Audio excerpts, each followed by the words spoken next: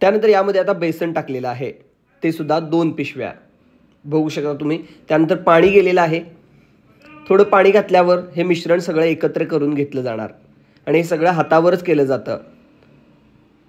त्यानंतर याच्यामध्ये तेल ॲड होतं आहे. आता 2दा तेल घातलेलं आहे आणि पुन्हा एकदा हे सगळं मिश्रण एकत्र केलं जाणार आणि अगदी पातळ केलं जाणार.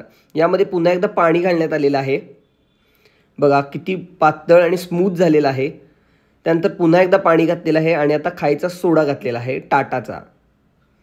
त्यामध्ये थोडंसं पाणी मिक्स करून एकत्र करायचं आणि तो सोडा यामध्ये ओतायचा आहे. आता हे सगळं फुलून आलेलं आहे, एकदम स्मूथ झालेलं आहे आणि आता ट्रेमध्ये भरण्याचं काम चालू आहे. 50 ते 60 किलो रोज या ठिकाणी ढोकळा तयार होतो आणि इतर पदार्थसुद्धा होतात. यूट्यूबला सगळा व्हिडिओ आहे, नक्की बघा. स्टीमरमध्ये याला अर्धा तास ठेवलं जाणार आणि आता ढोकळा तयार आहे.